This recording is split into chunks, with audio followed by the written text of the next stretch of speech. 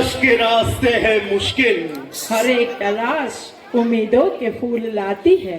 हजारों चांद सितारों को पसीना होता है, हजारों चांद सितारों को पसीना होता है।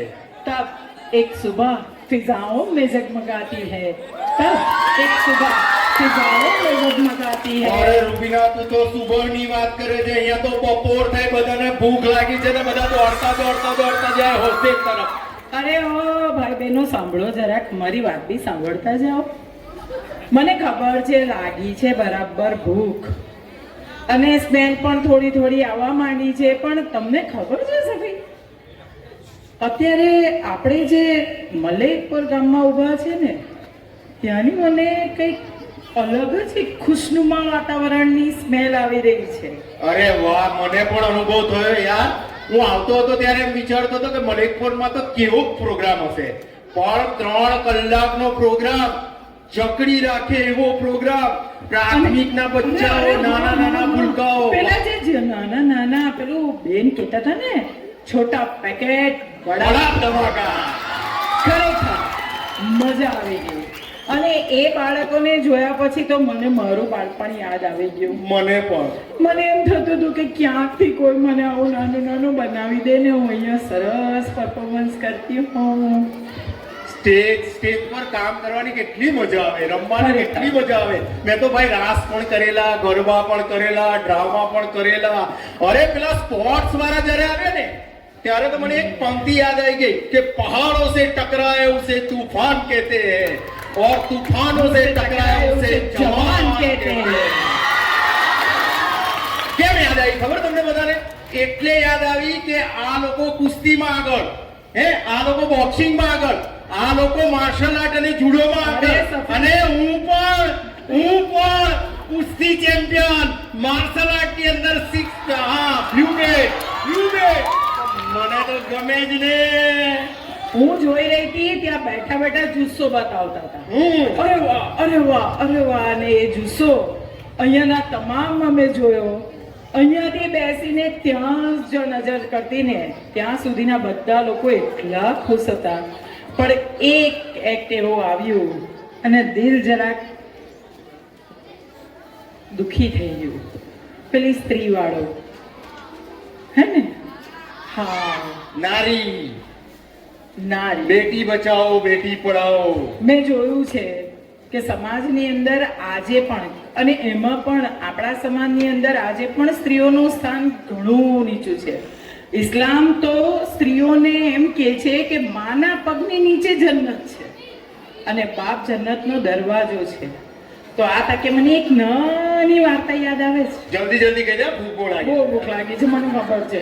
પણ મા માટે આટલું નહીં કરીએ તો આપણી જિંદગીમાં ધૂળ પડી.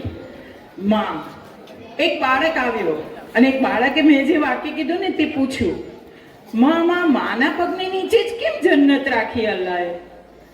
પેલી માએ એમ કીધું કે બેટા જા, દોડતો જા ને એક નાનો પથ્થર લઈ આવ.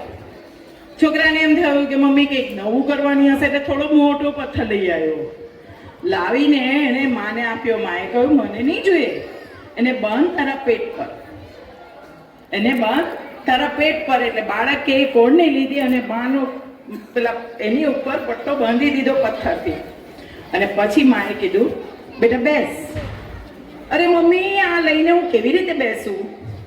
સારું, ઊભો થઈ જા, કિચનમાંથી આ લઈ આવ. માએ 5-6 એવા કામ કરાવ્યા કે પેલો છોકરો છેલ્લે થાકી ગયો. માં, હું તો થાકી ગયો. મેં તને સીધો સાધો પ્રશ્ન પૂછ્યો ને તું તો મને કેટલું બતાવવા બેસી ગઈ. માએ કહ્યું બેટા, એક આટલો અમથો પથ્થર તારા પેટ પર જો બાંધ્યો તો તું કામ નથી કરી શકતો, તો મેં તો તને 9 મહિના મારા પેટમાં રાખ્યો છે. 9 મહિના. અને આ બધું જ કર્યું છે તો શું મને તકલીફ નહીં પડી હોય?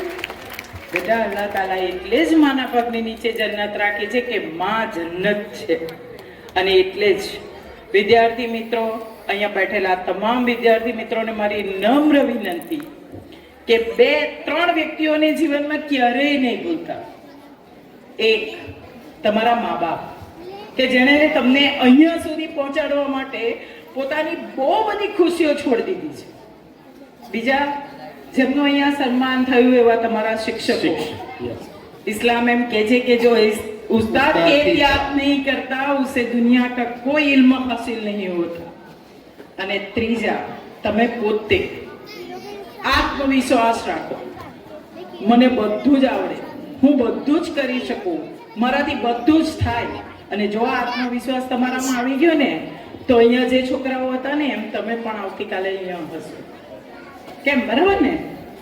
તે માની વાત કરીને તો મને એક ગીત યાદ આવ્યું, जिसको नहीं देखा हमने कभी जो फिर उसी की जरूरत क्या होगी. ऐ माँ तेरी सूरत से अलग भगवान की सूरत क्या होगी जिस આ ટ્રસ્ટીઓ કેવા લાગ્યા તમે? અરે યાર, પહેલી જ વાર મળીને અંદર તો મને એમ લાગ્યું કે જાણે મારા માથા ઉપર મારા પપ્પાનો હાથ ફરી. વાહ. અને મેં જોયું અહીંયા જે વિદ્યાર્થીઓ આવ્યા, અહીંયા જે શિક્ષકો આવ્યા, એમણે પોતાનો જીવ રેડી દીધો છે. અને કોઈ ક્યારે જીવ રેડે જ્યારે એમને આ માન, સન્માન, પ્રેમ, હૂંફ, સહકાર, સાથ ટ્રસ્ટીઓ તરફથી મળતો હોય. એટલે મને તો એમ લાગ્યું કે કાશ હું અહીંયા હોત. અરે વાહ, પરિવાર જેવું લાગ્યું ને? યસ. એવું લાગ્યું કે શાળા એક પરિવાર છે.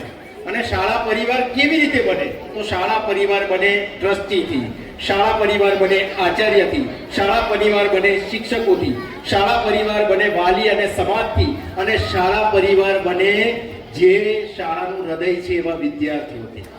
પાંચ ભેગા થાય ને, પાંચ ભેગા થાય ને, આ પાંચ ભેગા થાય ને ત્યારે પાંચ ભેગા થાય સ્ટ્રોંગ બને. તો મજા આવી ગઈ. ટ્રસ્ટીઓ ખરેખર બહુ સરસ છે. ટીમ કેવી લાગી તને મલેકપુર? ખૂબ સરસ. એવું કહેવાય કે યથા રાજા તથા પ્રજા. વાહ વાહ. તો સુકાનીને અહીંયાથી સલામ કરવા પડે કે ટ્રસ્ટીઓની જેમ આચાર્ય પણ પોતાના શિક્ષકોને ખૂબ પ્રેમથી સાથે લઈને ચાલે છે. અને શિક્ષકો પણ કેટલા બધા કુશળ અને કેટલી બધી મહેનત કરી રહ્યા. દરેકને જોયું એક ઇવેન્ટ પાછળ એક શિક્ષક કામ Yes. કરતો હતો. અને મારે શિક્ષકોને અહીંયા કેવું રહ્યું, સંસ્કૃતમાં એક પંક્તિ છે, એ તમામ શિક્ષકો માટે હું કહીશ કે સંસ્કૃતની અંદર એમ કહેવાયું છે, ઉત્તમ ચ દત્તમ ચ તથેવ તિષ્ઠતિ. હોમેલું અને આપેલું ક્યાંય જતું નથી. એ શિક્ષકોને એનો બદલો અહીંયા મળ્યો જ છે અને મળતો જ રહેશે. અરે પેલા સ્પોર્ટ્સ વાળા સાહેબ જોયું તે અચીવમેન્ટ જોયું એમનું? અરે સ્ટેટ અહીંયા ડિસ્ટ્રિક્ટ લેવલ એ તો સામાન્ય 34-35 જણા, પછી સ્ટેટ લેવલ, પછી નેશનલ લેવલ, અને હવે તો ઇન્ટરનેશનલ. સલામ તમને. સલામ સલામ, સર્વને સલામ. નાનેથી માંડીને મોટા સુધી તમામે અહીંયા ખૂબ મહેનત કરી છે. અમારા તરફથી આ સર્વને ખૂબ ખૂબ સલામ, ખૂબ મુબારક. અને મારા ધોરણ 10 અને 12 ના વિદ્યાર્થીઓને તો કેવી રીતે ભૂલાયું, જેઓ અહીંથી વિદાય લઈ રહ્યા છે. આ લોકો જીવનમાં ખૂબ સફળ થાય, ખૂબ પ્રગતિ કરે અને એટલું સરસ પરિણામ લાવે કે અમે આવતે વર્ષે ફરી પાછા અહીંયા આવીએ અને અમારા હાથથી તમને સન્માનિત. એમને મારે પણ છેલ્લે કશું કહેવું. કહી દો. भाई मंजिलें उन्हीं को मिलती है जिनके सपनों में जान होती है. केवल पंखों से कुछ नहीं होता, हौसलों से उड़ान होती है. अरे वो तो कहीं सबने कि एक पत्थर कौन कहता है कि आसमान में छेद नहीं होता. एक पत्थर तबीयत से उछाल के तो देखो. मानी જુઓ, આસમાનમાં પણ કાળું પાડી કાઢીએ એવી શક્તિ આપણી અંદર રહેલી છે. છેલ્લે વિદ્યાર્થીઓને એટલું જ કહીશ કે એબીસીડી ભણેલા? ABCD, A for apple, B for ball ભણેલા ને? પણ મારા માટે અલગ એબીસીડી છે. હું એ એટલે એ પ્લસ ગણું ને એ પ્લસ એટલે 90 અપ. તમારે કોઈ પણ ક્ષેત્રની અંદર એ પ્લસ સફળતા મેળવવી છે તો બી હોવું જોઈએ. બી એટલે બી પોઝિટિવ, એટલે તમે હકારાત્મક હોવા જોઈએ. અને ત્યાર પછી સી હોવું જોઈએ. સી એટલે પેલું સી નહીં પણ SEE, એટલે જોવું, હકારાત્મકતાથી જોવું. અને છેલ્લી વસ્તુ છે ડી એટલે ડુ પોઝિટિવ, કે કાર્ય તું હકારાત્મક કર. આ એબીસીડી જીવનમાં રાખશો તો સફળતા તમારા કદમો ચૂમશે અને ચૂમશે. ખૂબ ખૂબ આભાર આપ સર્વનો કે આપે અમને આટલી બધી ભૂખ લાગી હોવા છતાં અમારા શબ્દોને પચાવ્યા. આભાર આભાર આભાર. અમને બોલાવવા બદલ ને અમને સાંભળવા બદલ ખૂબ ખૂબ આભાર આપ સર્વનો. મલેકપુર ખૂબ ગમ્યું, પાછું આવવાનું ચોક્કસ ગમશે. અને તમને બધાને વિનંતી કરીશ કે આ જગ્યાએથી અમને અંગ્રેજીનું ગુડ બાય ના કહેજો, પરંતુ ગુજરાતીનું આવજો કહેજો. આવજો આવજો આવજો. થેન્ક યુ ધન્યવાદ.